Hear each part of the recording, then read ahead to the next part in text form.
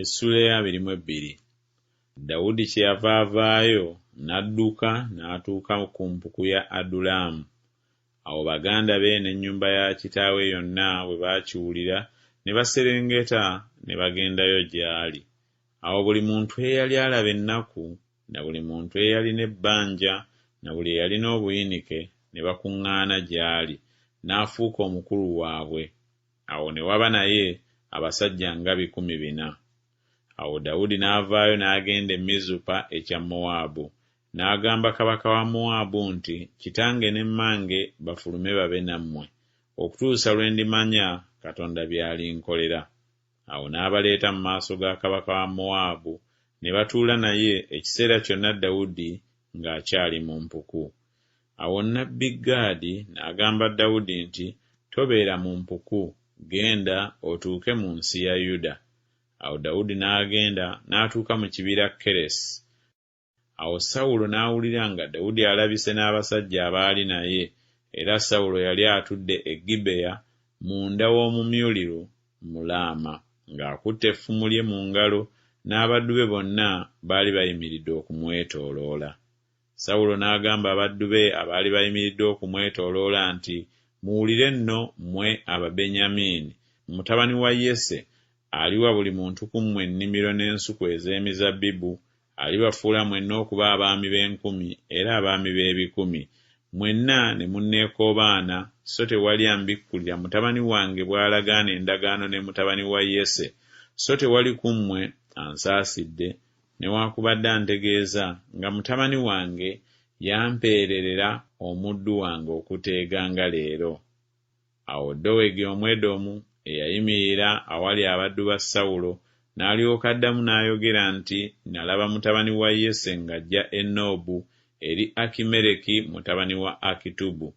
N'amubuuliza eri Mukama, n'amuwa ebyokulya, n'amuwa ekitala kya Goliyaasi Omufirisuuti. Awo kabaka n'alyoka atuma okuyita Akimereki kabona mutabani wa Akitubu n'ennyumba yonna eya kitaawe. Bakabona abaali e Noobu ne bajja bonna eri kabaka. Sawulo n'ayogera nti, wulira nno gwe mutabani wa Akitubu. N'addamu nti, nze nzuuno mukama wange. Sawulo n'amugamba nti, mwanneekoobaanira ki gwe ne mutabani wa Yese, kubanga wamuwa emigaati n'ekitala, n'omubuuliza eri Katonda angolokokereko okuteeganga leero.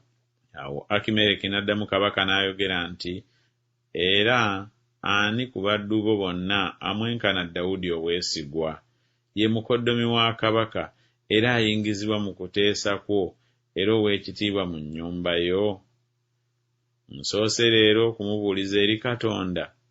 Kiddira eri kabaka aleme okussaako omuddu we ekigambo kyonna, newaakubadde ennyumba ya kitange yonna, kubanga omuddu wo taliiko kyamanyi ku bino byonna, newaakubadde ebitono newaakubadde ebingi. Kabaka n'ayogera nti, tooleme kufa Akimereki gwe n'ennyumba ya kitaawo yonna.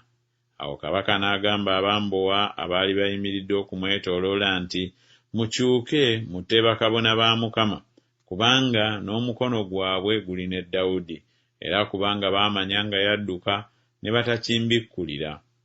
Naye abaddu ba kabaka ne bagaana okussaawo omukono gwabwe okugwa ku bakabona ba Mukama. Awo kabaka n'agamba Dowegi nti, kyuka ggwe obagweko bakabona. Awo Dowegi Omwedomu n'akyuka n'agwa ku bakabona, n'atta ku lunaku olwo abantu 85 abaayambalanga ekkanzu ya bafuta.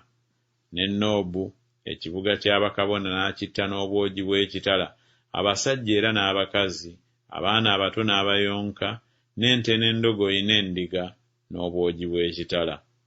Awo omwana omu wa Akimereki mutabani wa Akitubu erinnya lye Abiyasaali n'awona, n'adduka okugoberera Dawudi. Abiyasaali n'abuulira Dawudi Sawulo ng'asse bakabona ba Mukama. Awo Dawudi n'agamba Abiyasaali nti, namanya ku lunaku olwo Dowegi Omwedomu bwe yaliiyo nga talirema kumubuulira Sawulo. Nze nassa abantu bonna ab'omu nnyumba ya kitaawo. Gwe beera nange, totya, kubanga oyo anoonya obulamu bwange anoonya obulamu bwo, kubanga awali nze onoobanga mirembe.